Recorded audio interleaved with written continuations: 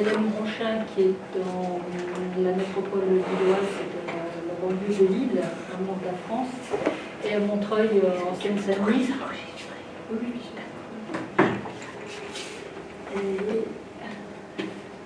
Ah, non, mais comment on fait pour lancer un petit peu plus gros. Il faut déjà que je lance le diaporama. Alors, à partir du début, voilà. Alors, ok. Ah. Est-ce qu'on voit bien là?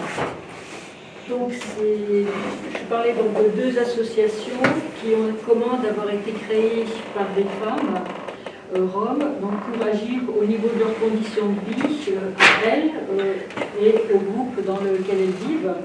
Ce sont deux situations qui sont assez exceptionnelles et plutôt rares, qui ne prétendent pas du tout être exemplaires de quelque chose qui est général, et qui est peut-être un début de choses qui pourront se passer après. Donc je les ai rencontrées toutes les deux à plusieurs reprises dans le cadre d'activités militantes antiracistes. Donc Liliana Ristache, qui est une Roumaine, qui est fondatrice de l'association Rome Réussite, à Montreuil, donc en Seine-Saint-Denis, qui est aussi membre du collectif Rome Europe, donc quelqu'un doit intervenir aussi après. Et j'ai parlé de son association Rome Réussite, j'avais présenté aussi dans le cours de civilisation de M. Petrouch. Les autres, c'est un groupe de femmes, donc celle du collectif des femmes d'Hélène Bronchin, de la métropole lilloise, qui devient depuis le 1er avril l'association d'Assovas, on donne la main, qui sont des Françaises, que j'avais rencontrées dans des présentations en région parisienne, et j'ai eu des contacts directs plus récents, donc je suis allée les voir à l'occasion de notre travail sur une exposition sur les voyageurs, genre du voyage que je suis en train de préparer. L'association Rome Réussite, donc vous avez ici la première partie du recto du dépliant, a été créée en 2014 à Montreuil, en Seine-Saint-Denis. Donc vous avez ici ses missions: aider les personnes qui vivent en bidonville, en squat, à obtenir des conditions de vie dignes et humaines, interpeller les pouvoirs publics sur leurs droits fondamentaux, les orienter vers les structures institutionnelles de droit commun, les accompagner dans des démarches administratives, lutter contre les préjugés et la discrimination, promouvoir la culture et la tradition rome. Donc cette association a 27 adhérents actuellement, qui sont tous roms de nationalité roumaine, qui sont des habitants ou des anciens habitants de bidonville en Seine-Saint-Denis. Et il y a aussi deux bénévoles étudiantes roms qui travaillent avec l'association. On peut voir la photo. Donc ici, vous avez un petit peu une présentation de leur dépliant qu'ils ont un peu modifié depuis, c'est peut-être pas la dernière version que j'ai. Et si on peut voir après leur page Facebook, elle est ici une de leur rassemblement à Montreuil. Donc la création de cette association et sa durée tiennent à la rencontre de deux facteurs. Donc l'expérience vécue par Liliana Ristache avec son mari Dan, et la volonté de la mairie de Montreuil de rechercher des solutions au problème des bidonvilles avec des interlocuteurs roms, ce qui constitue un contexte qui est un peu exceptionnel en France. Donc il y a deux principes au cœur de l'action de Rome Réussite, c'est la médiation et la volonté de ne pas rester entre soi. Ce qui va à l'encontre d'une idée reçue en France selon laquelle les Roms ne souhaiteraient pas des contacts avec des non-Roms. Cette association est efficace dans ses actions, elle bénéficie d'une reconnaissance dans le milieu politique et associatif, puisqu'elle est membre du conseil d'administration du collectif national en Europe, et sa fondatrice, donc Liliana, a été élue conseillère municipale de Montreuil sur la liste écologiste avec délégation à la médiation. Donc l'histoire personnelle de Liliana est présentée dans un film, dans une série Famille d'ici et d'ailleurs. Et c'est pour ça que je peux me permettre de parler de sa vie personnelle. C'est un film qui a été fait en 2016. Donc Liliana et Dan sont originaires de Sibiu en Roumanie. Liliana est née dans une famille calderache, considérée comme riche. Son père avait une entreprise de fabrication de chaudrons et dans sa communauté, aucune femme ne travaillait et peu d'hommes, même en tant que salariés. Travaillaient mais pas en tant que salariés. En Roumanie, elle a connu un premier mariage arrangé qu'elle a rompu après 1 an et demi, et elle a choisi son mari, Dan, qui était d'une famille moins aisée que la sienne, ce qui peut expliquer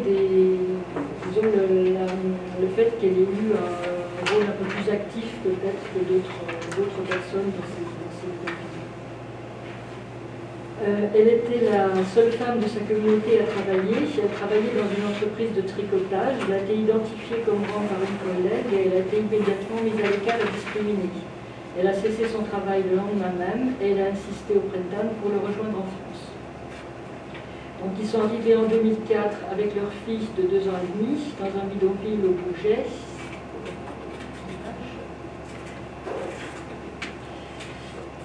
Voilà, donc c'est ce qu'elle a trouvé en arrivant en France. Donc elle a été un petit peu déçue.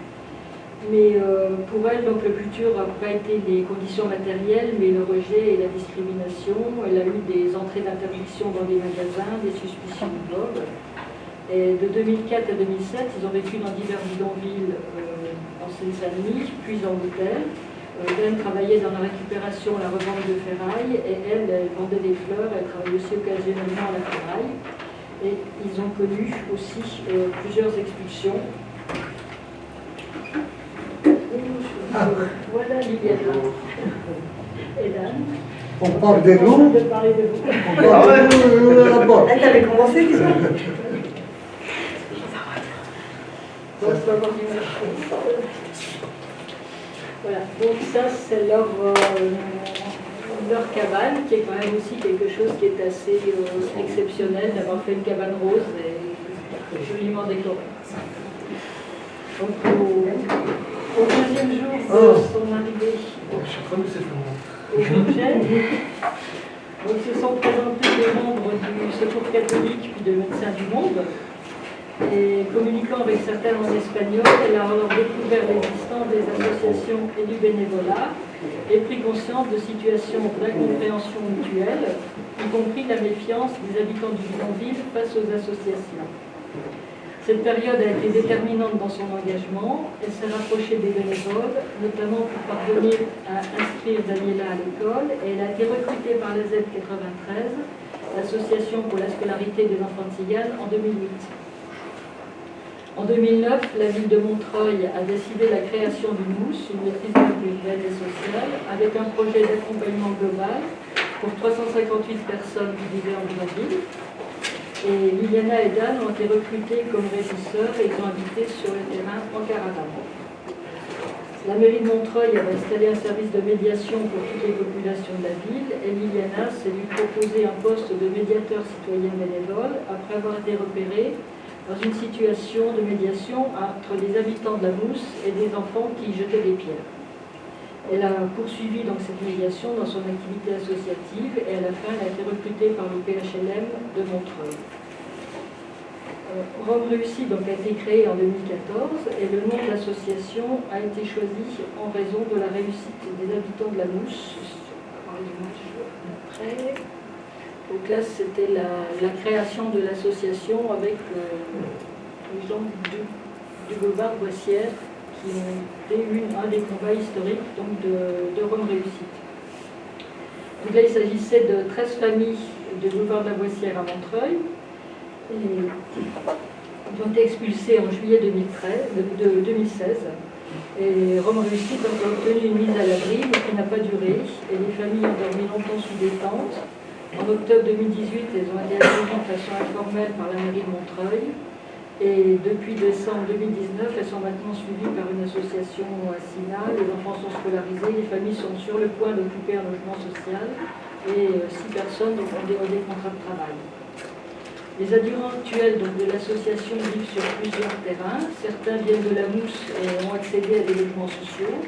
Ils sont actuellement 27 avec des niveaux d'activité différents et l'animation de l'association repose beaucoup sur Liliana. Donc, cette association faisait au début surtout de l'accompagnement socio-professionnel, mais ils ont décidé de privilégier plutôt l'orientation vers des structures de droit commun.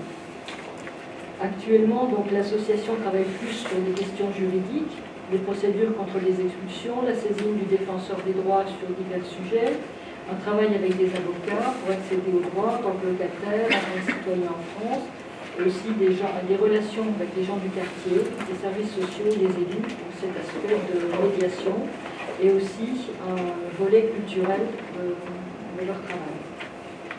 Donc, du fait de son succès, ils sont sollicités sur d'autres départements. En septembre dernier, donc, Liliana est appelée à Compense, en Seine-et-Marne. La police était sur le terrain depuis le matin pour expulser les habitants.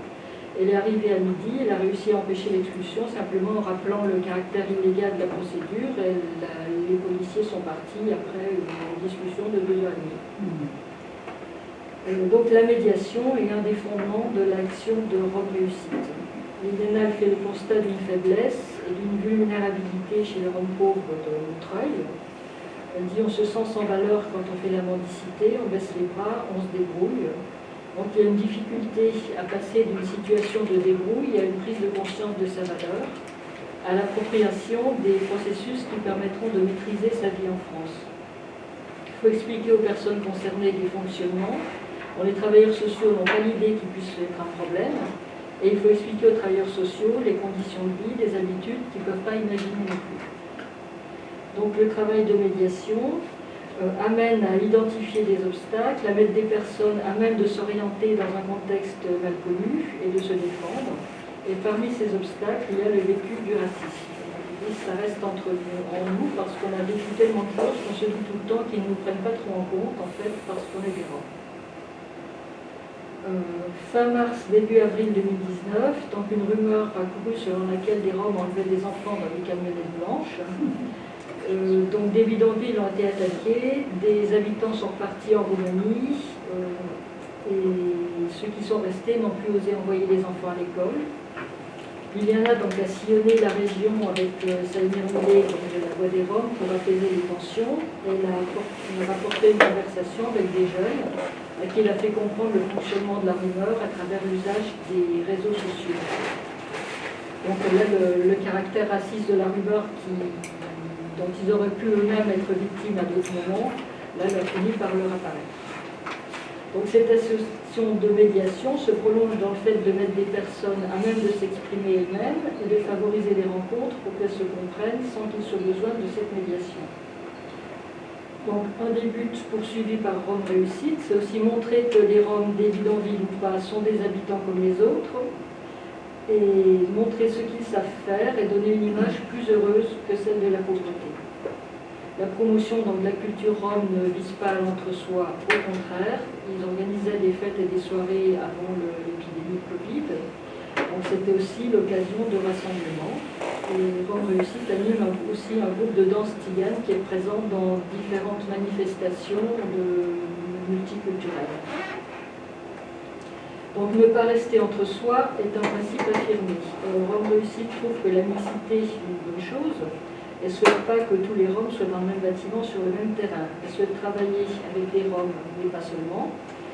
Et elle a participé à une campagne du collectif Rome Europe pour la sensibilisation au droit de vote pour les élections au conseil municipal, puisque les citoyens roumains peuvent voter à ces élections. Et 31 personnes sont inscrites avec leur aide. Il s'agissait de favoriser l'exercice d'un droit, mais aussi d'affirmer que les habitants des bidonvilles sont des citoyens des villes à part entière. Donc depuis 2020, Liliana est élue déléguée à la médiation au conseil municipal de Montreuil sur la liste écologiste et son travail concerne toutes les populations. Elle ne veut pas être l'élue des Roms de Montreuil, elle s'exprime sur tous les aspects de la vie de la ville. Elle a annoncé qu'elle ne voterait jamais pour une expulsion ou quelque chose de cette nature. Et depuis son mésaventure en Roumanie, elle porte toujours jupe et foulard, élégant et pas du tout folklorique, de façon à affirmer sa culture. Cette attitude contribue à faire tomber chez ses collègues le préjugé qu'un Rome est forcément un miséreux, et chez les Roms de son entourage, l'idée qu'il faudrait cacher son origine. Pour ses enfants ont connu des difficultés scolaires dans la période de vie en bidonville, et maintenant ils s'en sortent très bien, et du dernier 20 sur 20 en anglais, peut-être parce qu'ils parlent déjà 3 langues à la maison. Dans la pratique de Rome Réussite, donc il y a plusieurs choses que j'ai découvertes à l'occasion des contacts avec le collectif des femmes d'Hélène Ronchin, qui est devenu le 1er avril dernier l'association d'Assovas. La plus importante, c'est l'affirmation de l'aptitude des femmes à la médiation. Donc là, l'association est toute récente. On va voir l'image. Ah, donc ça, c'était une des fêtes organisées par Rome Réussite à Montreuil. là, donc, c'est la page Facebook et le flyer de Dasovas, donc ils ont écrit Dasovas, mais bon, c'est comme ça. On donne la main. Donc l'association La Étude récente et le collectif donc, des femmes d'Hélène Ronchin a commencé à agir en 2013. Ce sont des femmes qui vivent avec leur famille sur une aire d'accueil pour gens du voyage à Hélène Ronchin dans la métropole lilloise. Donc tous les gens du voyage ne sont pas roms, mais elles le sont, elles parlent romani en famille. Elles se présentent comme gitanes, elles disent que d'autres roms les appellent hongroises, ce qui indique une origine de l'Empire austro-hongrois. Elles sont françaises et donc l'une remonte à 8 générations de présence en France qui remonte à peu près à la deuxième moitié du 19e siècle. Elles vivent sur une aire d'accueil pour gens du voyage mais ne voyagent plus. L'une d'elles a fait de la vente au porte-à-porte, mais cette activité n'a plus de clientèle. Et pour des métiers itinérants, c'est trop difficile de trouver des stationnements. La scolarité incite aussi à la sédentarité. Donc l'air est exposé à la pollution d'une usine de béton, une cocasserie de gravats, et de l'autre côté des champs de maïs avec engrais et pesticides. On peut voir l'image suivante. Donc ici c'est une photo qui est prise par une des filles de l'association. Et donc l'air accueille, entre guillemets, accueille près de 250 personnes pour 100 prévus. Il y a des jeunes qui aimeraient vivre en appartement, mais le monde majoritaire, c'est une relocalisation sur un ou plusieurs terrains adaptés qui permettent une installation permanente avec une caravane et un chalet pour rester ensemble, pour pouvoir partir au cas où, pour recevoir la famille. On tient à avoir quand même toujours une caravane. Donc certains ont essayé des logements en HLM, mais ils ne sont pas restés plus d'un an, et ce qu'ils font, ce qui fait qu'ils persistent dans ce mode de vie, c'est la proximité immédiate de la famille et le besoin de vivre tous ensemble. Donc ce sont des femmes qui ont l'idée de se rassembler pour essayer d'obtenir une amélioration de ces conditions de vie. Donc pour se faire entendre et faire valoir nos revendications, c'est pour ça qu'on a décidé de créer le collectif. Donc ce sont 6 femmes au départ, donc Maya, sa mère, ses 2 tantes, sa belle-sœur et une nièce. Donc parmi elles, 2 sédentarisées qui savaient lire et écrire. L'association comprend des femmes donc, de plusieurs générations. Maya donc, est dans les plus anciennes. Et donc celles qu'il y a maintenant sont aussi des filles scolarisées. Donc Suelen par exemple de moins de 40 ans, Pruna qui a 20 ans, le collectif se renouvelle. Elles se sont appuyées donc, sur d'autres associations et collectifs, en particulier la Voix des Roms. Elles ne sont pas en relation avec les organisations traditionnelles des gens du voyage. Leur réunion de fondation de l'association a élargi leurs contacts et une association locale était présente. En 2014, elles ont organisé une manifestation, elles ont tenu une entrevue avec des élus de la métropole. On leur a promis donc, des choses qui ne se sont pas passées. Elles ont fait le film Nos poumons, c'est du béton en 2016. Donc ça c'est très intéressant à voir, c'est un film d'une vingtaine de minutes qui présente toutes les conditions de vie sur l'air et aussi d'autres aires proches. Un test qui était censé recueillir la poussière, mais à la première pluie la poussière s'en allait. Il montre un petit peu tout ce qui se passe aussi sur d'autres aires, les passages de train, les sanitaires dégradés. Et c'est un film qui est toujours vu. C'est un film de YouTube, qui est quand même de très bonne qualité. Au-delà du souci local qui est le leur, donc le film montre une réalité nationale, et il a été beaucoup diffusé. Le 9 septembre 2019, elles ont refait une manifestation. Donc ça c'est à Lille, où elles ont obtenu d'avoir de nouveaux tests. Et des tests qui n'ont pas mis en évidence la pollution, parce que ce n'était pas fait pour les conditions d'habitat. Les conditions décrites dans le film en 2016 n'ont pas changé. Voilà, donc ça c'est, vous voyez derrière là, les gravats, c'est de l'autre côté, vous avez l'usine d'à côté, les gravats, et il y a toujours les champs de maïs avec les étendages de l'autre côté. Donc elles ont accepté d'être logées même plus loin, même sans attendre la fin d'aménagement, mais chaque fois quand il y a un financement, il n'y a pas de terrain, quand il y a le terrain, il n'y a plus de financement, ou il est attribué à des personnes qui viennent de campements sauvages, de stationnements illicites, qui sont considérés comme prioritaires par rapport à elles. Donc,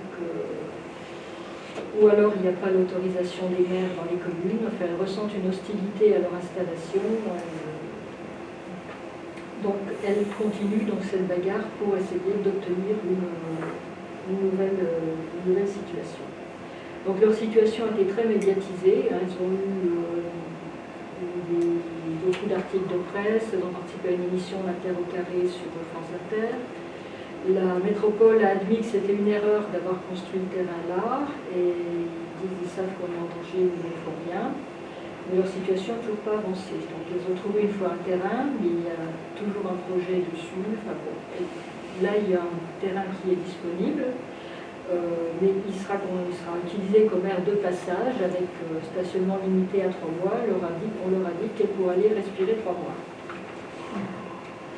Donc, elles ont pris la décision maintenant de transformer leur collectif en association, parce que si elles ont une personne morale, donc ça leur permettra de participer à la commission départementale, d'avoir leur mot à dire pour les décisions qui vont concerner la définition du schéma départemental, le schéma qui gère donc la répartition des aires d'accueil de gens du voyage, donc grand passage, terrain, habitat adapté, disons, différents types d'aires d'accueil. Elles pourront aussi obtenir des subventions, par exemple, pour faire des tests et pour faire des études sur la pollution. Et c'est aussi une association d'entraide entre elles et les gens du Alors, pourquoi est-ce que c'est les femmes qui se mobilisent et pas les hommes ou pas les deux? Donc c'est une question qui leur est souvent posée. Bon, elle donne plusieurs raisons. Bon, que les femmes perçoivent la pollution parce qu'elles font le ménage, elles font la poussière, l'entretien des caravanes. Elles sont surtout en première ligne pour constater les maladies des enfants. Les 6 bébés qui sont nés en 2021 ont tous fait un séjour à l'hôpital pour des problèmes respiratoires. Et elles soignent aussi les personnes âgées. Bon, elles disent que les hommes n'y croient pas et ils ne pensent pas que leur mouvement va aboutir à quelque chose. Donc aussi, les femmes seraient plus aptes que les hommes à traiter avec les gadgets. Et les hommes auraient tendance à se fâcher, alors que les femmes savent mieux dialoguer et interagir, ce qui est le contraire de ce qu'on vient de vous dire tout à l'heure. Dans d'autres situations, donc dans des vidéos d'expulsion par exemple, on constate que les femmes sont souvent en première ligne pour discuter. Donc, il y a compris même dans un film ancien de 71, on montrait des femmes qui interagissaient avec les policiers pour les histoires de carnet de circulation et tout ça. Donc il semble qu'il y ait quand même un rôle d'intermédiaire qui soit un peu dévolu dans une répartition des tâches. Et peut-être aussi une adaptation à une caractéristique culturelle des gadgets qui ont quand même des institutions très masculines, hein, donc les mairies, les métropoles, les commissions, la police, où on n'est pas censé agresser des femmes et se fâcher envers des femmes. Ça serait une dérive, ça peut arriver, mais c'est une dérive. Mais en revanche, il est difficile de se faire entendre. Donc quand Suellen dit on nous entend mais on ne nous écoute pas, c'est effectivement pour tout ce qu'elles ont à dire sur la question de leur situation en tant qu'habitantes d'une aire d'accueil, mais ça peut être compris aussi en tant que femme dans ce genre d'assemblée. Ça veut dire que les autorités n'écoutent pas leurs besoins, leurs propositions, ne les prennent pas au sérieux, mais ça peut être compris aussi comme un constat. Donc on peut faire des femmes gadgets dans d'autres types dans ce genre de lieu. Bon, en tout cas, elles sauront faire assez de bruit pour se faire entendre au point qu'on ne puisse pas les ignorer. Donc pour Montreuil, c'est une situation qui est assez exceptionnelle aussi. Mais la question de la présence des femmes dans les institutions est peut-être plus simple dans la mesure où c'est la maire de l'époque, Dominique Bonnet, avait beaucoup aidé à la création de réussite. Et on retrouve l'idée de médiation dans les raisons données pour lesquelles sont les femmes, donc qui s'occupent de la question du devenir de l'aire d'accueil. D'autres choses communes à ce que l'on dit Liliana et des femmes d'Hélène Bouchin, c'est que les femmes sont au plus près des problèmes qui affectent la famille, les questions des enfants, de la santé, de l'école. Elles veulent montrer donc, ce que les Roms savent faire, hein, faire une affirmation culturelle, c'est le contraire d'un rejet de leur situation en tant que femmes. Bon, il y a aussi cette question du vécu du racisme, où elles ne veulent pas que leurs enfants en souffrent comme elles l'ont fait. Et ça se combat donc par effectivement la médiation et des rencontres entre personnes. Merci. Bravo.